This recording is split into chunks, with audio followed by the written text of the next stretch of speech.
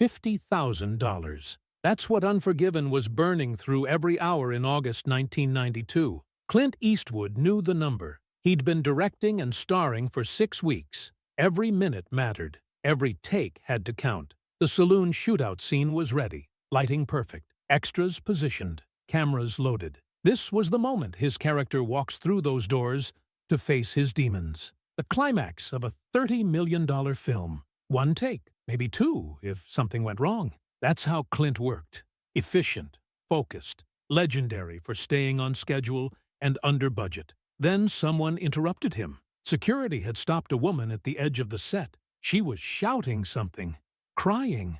They were pulling her away. Clint heard 3 words through the chaos. "My son's dying." The math was simple. 4 hours of shutdown meant $200,000. The studio was already nervous, the budget already tight. But some calculations don't happen on spreadsheets. Clint turned to his assistant director, asked her a question, and 200 people watched Hollywood change. 3 miles away, Michael Toro lay in a bed at Alberta Children's Hospital. 9 years old, 70 pounds, brain tumor the size of a golf ball pressing against his frontal lobe, glioblastoma. The doctors used that word once, then stopped. No point in fancy terms when the outcome never changed. 14 months of treatment, chemotherapy that made his hair fall out in clumps, radiation that burned his scalp, surgery that bought him 3 extra months and left a horseshoe scar across his head. Now the tumor was back, bigger, angrier, inoperable. 48 hours, maybe less.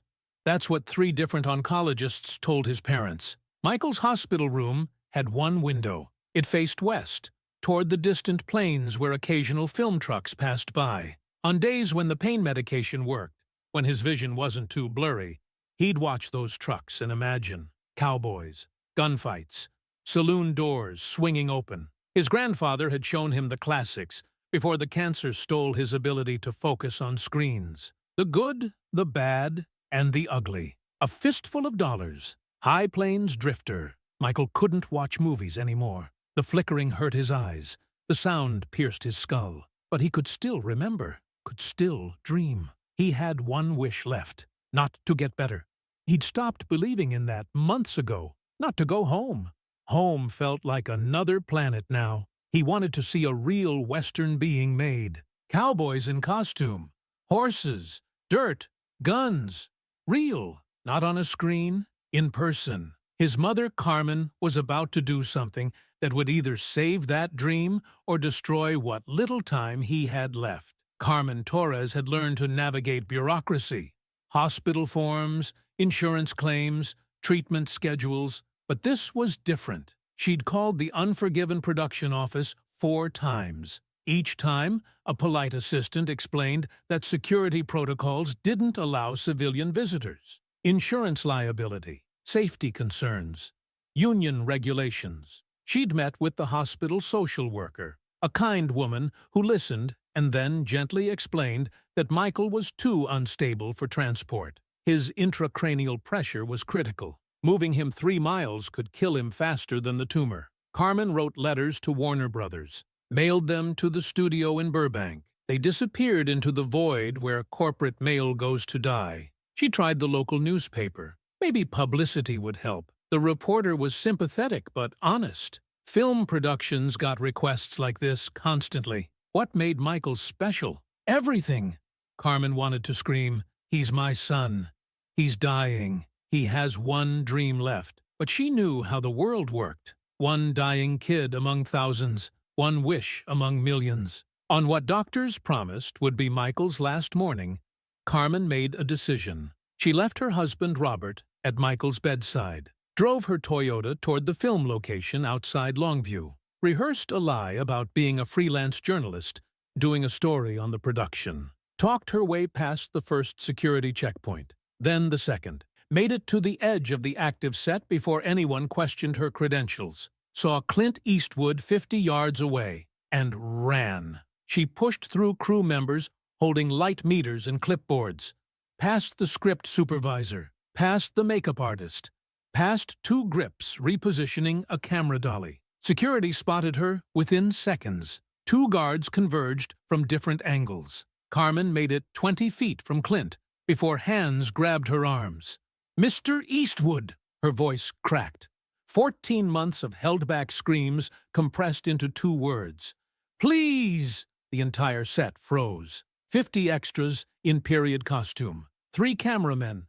Gene Hackman adjusting his sheriff's badge 20 feet away. Morgan Freeman checking his rifle. All of them stopped. Clint had been talking to his cinematographer about the shot angle, about how the light should hit the saloon doors, about whether they needed one more rehearsal before committing to film. He turned slowly, looked at this woman being restrained by security, her face streaked with tears, her eyes wild with something beyond desperation. "Ma'am," Clint said, his voice quiet but carrying across the suddenly silent set. "Let her go." The guards released her arms, stayed close, ready. Clint walked toward her, spurs clicking against the wooden platform they'd built to mimic a western boardwalk, his weathered face unreadable beneath the dusty cowboy hat, William Money's costume covered in theatrical dirt. He stopped 3 feet away. "Tell me about your son." Carmen had practiced this moment in her car, had planned what to say,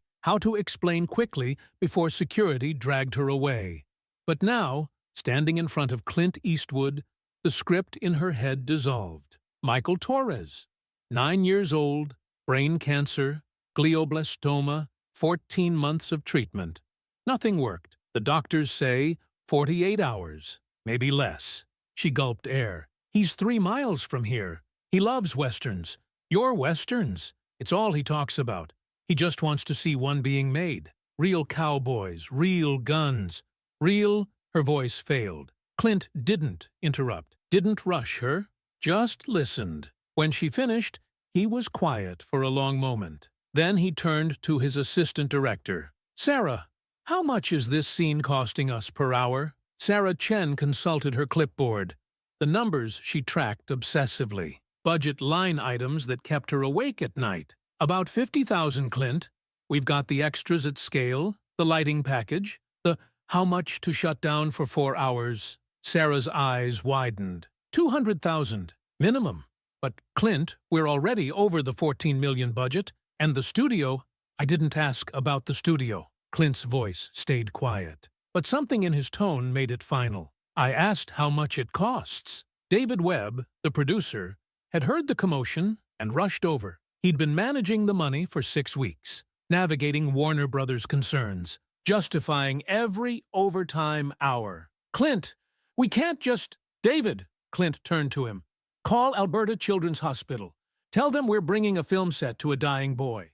Whatever equipment they need to make it safe. Whatever medical staff. I don't care what it costs." David opened his mouth, saw the look in Clint's eyes, reached for his phone instead. "And David," Clint added, "tell them we're bringing the whole production. Cameras, costumes, lights, everything. If this boy wants to see a Western being made, he's going to see a real one." The crew stood motionless, 200 people processing what they'd just heard. Gene Hackman walked over. "Clint, you need actors? Everyone who's willing." Morgan Freeman nodded. "I'm in." The first assistant director started barking orders. "All right, people, we're moving this circus. Grips, start breaking down the portable gear. Camera team, pack the essentials. Wardrobe, we need costumes that travel." The hospital administrator pushed back initially. Sterility protocols, patient safety regulations, liability concerns. Clint got on the phone personally. "Then I'm bringing the boy here." 6 words. A threat that wasn't really a threat, a promise. 90 minutes later, equipment trucks were pulling up to the hospital. What Clint was about to build inside that children's ward had never been attempted before, and nobody knew if Michael would even survive long enough to see it. The hospital's physical therapy room measured 40 feet by 60 feet, large enough for parallel bars and exercise equipment. Now it needed to become the Wild West. Grips worked with hospital engineers, mapped out electrical loads, made sure the film lights wouldn't interfere with life support systems on the same circuit. They couldn't use the big studio lights. Too much heat, too much power draw. Instead, they rigged smaller LED panels, softer, safer, still enough to create the illusion of dusty sunlight through saloon windows. Wooden facade panels came off the truck, lightweight flats that usually created exterior walls. Now they'd make Michael believe he was looking at a real frontier town. The hospital's head nurse watched, with arms crossed. "You have 2 hours. Then we need this space back. We'll be done in 90 minutes, Clint said. She didn't believe him. 3 doors down, Michael lay in his bed, unaware. His parents had been told to keep him calm, keep him comfortable. Don't mention anything until it was ready. Carmen didn't dare hope, didn't dare believe Clint Eastwood was actually doing this. Robert held her hand and said nothing. What was there to say? Other patients started gathering in the hallway. Kids in wheelchairs, teenagers with IV poles, parents who'd spent months in this ward and never seen anything like this. Security tried to keep them back. The nurses stopped security. "Let them watch," the head nurse said. "They've earned it." Costume racks appeared. Gun belts, hats, boots. A camera crew set up 3 positions, different angles to make it feel cinematic. And in the center, positioned where Michael's hospital bed would go, someone placed a director's chair. Across the back, written in the same style as Clint's own chair, Michael Torres. Clint walked into Michael's hospital room alone. The boy was small. Cancer had stolen 30 pounds from an already thin frame. Bandages wrapped around his head from the last failed surgery. The one that was supposed to relieve pressure. The one that bought him an extra week instead of the promised month. Michael's eyes were closed, his breathing shallow, morphine drip keeping the worst pain at bay. Carmen started to speak. Clint raised a hand gently. "Wait." He sat on the edge of the hospital bed, careful not to jostle the IV lines. "Michael," he said softly, "my name's Clint. I heard you wanted to see a Western." Michael's eyes opened slowly, struggled to focus. The medication made everything fuzzy. The tumor made everything worse. Then recognition dawned. Gradual, like sunrise. "You're," Michael's voice barely a whisper, "you're the man with no name." Clint smiled. "Sometimes. Today, I'm William Money. And today, you're going to help me finish my movie." "I can't." Michael's eyes filled with tears. Not from sadness, from frustration. "I can't even get out of bed." "That's okay," Clint said. "The movie's coming to you, but I need your help with something. I've been having trouble with a scene. Think maybe you know more about Westerns than my fancy Hollywood crew?" Something flickered in Michael's eyes. Something his parents hadn't seen in weeks. Interest. "Really?" "Really," Clint confirmed. "But here's the deal. You have to be honest with me. If I'm doing something wrong, you tell me. If the scene doesn't look like a real Western, you speak up. Think you can do that?" Michael nodded, the smallest movement. "Good," Clint said, "because I've got a whole crew downstairs waiting to see if a 9-year-old kid knows more about Westerns than they do." He stood, adjusted his gun belt, tipped his hat. "Want to prove them wrong?" "Yes," Michael whispered. "Then let's go make a movie." What was waiting downstairs would either be the last beautiful thing Michael ever saw or proof that some dreams were worth $200,000. 20 minutes later, orderlies wheeled Michael's hospital bed into the transformed physical therapy room. He saw the wooden facades first, then the lights, then the cameras, then the director's chair with his name on it. His eyes went wide. Carmen and Robert walked beside the bed, both crying, trying not to let Michael see. Clint stood in the center of the makeshift set. Full William Money costume, gun belt, hat, boots. Behind him, Gene Hackman and Morgan Freeman in their own costumes. 3 other actors Michael didn't recognize, but who looked exactly like they'd stepped out of 1880. "Michael," Clint said, walking to the boy's bedside, "I'm going to shoot this scene 3 different ways. After each take, you tell me which one looked most like a real Western. The one you pick is the one that goes in the movie. That makes you the most important person here. Understand?" Michael nodded. His whole body hurt. His head pounded. But something else was happening. Something the morphine couldn't touch. He felt alive. "Everyone," Clint announced to his crew, "I want you to meet Michael Torres, our advisor for this scene. Michael is the expert here. When he talks, we listen." The crew applauded. Not the polite golf clap that happens at award shows. Real applause. Grips putting down their equipment to clap. camera operators stepping away from their viewfinders, actors breaking character, 200 people applauding a 9-year-old boy who weighed 70 pounds and had 48 hours to live. Michael tried to smile. It hurt his face. He did it anyway. The scene was simple. William Money walking through saloon doors, scanning the room, hand hovering near his gun. The moment before violence. Take one. Clint pushed through the doors fast, aggressive, eyes hard. He walked to Michael's bed. What did you think? Michael was too overwhelmed to speak. Take two. Clint adjusted. Slower, more cautious. Hat brim tilted up. Well? Clint asked. The hat was wrong, Michael whispered. Everyone leaned in to hear. Real cowboys wore them lower, to keep the sun out. Clint adjusted his hat, pulled the brim down. Like this? Yes. Michael's voice slightly stronger. Take three. Hat exactly as Michael directed. Movement cautious but determined. Eyes scanning. Hand ready. Clint finished the take. Looked at Michael. Better, Michael said. The first real smile his parents had seen in 3 months. That's perfect. That's exactly right. Then that's the take we're using, Clint announced. Michael called it. Everyone good with that? The crew burst into applause again, but Clint wasn't finished. Michael, I need one more thing from you.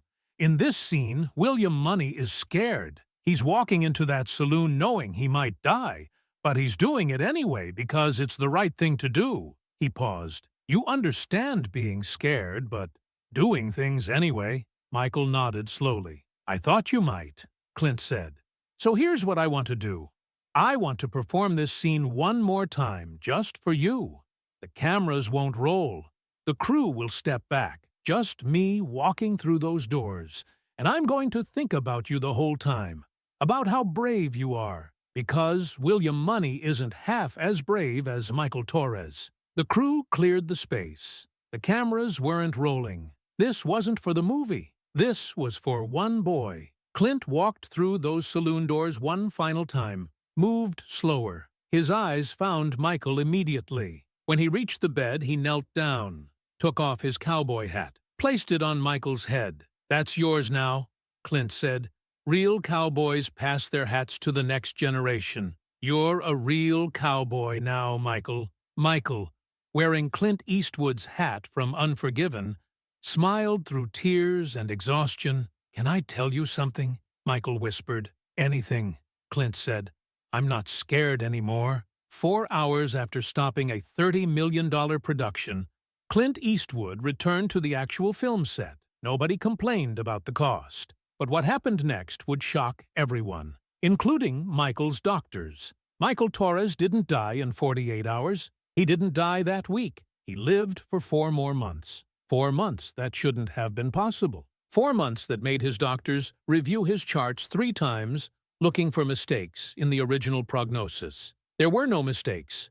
The tumor was still there, still growing, still killing him. But something about that afternoon, the excitement, the purpose, the feeling of being valued, gave Michael a surge of strength that medicine couldn't explain. Clint sent video messages every week, short clips of him on various sets, in costume, checking in on his cowboy advisor, asking Michael's opinion on hat angles and gun draws. Michael watched them on days when the pain wasn't too bad, wore Clint's hat every single day, even when he was too weak to sit up. The nurses would place it on his pillow next to his head. In March 1993, Unforgiven was ready for release. Michael was too weak to go to a theater. Clint arranged for a professional projectionist and sound system to be set up in the children's ward, a private screening, just for Michael. Michael watched the scene he'd advised on, saw the hat tilted exactly as he'd directed,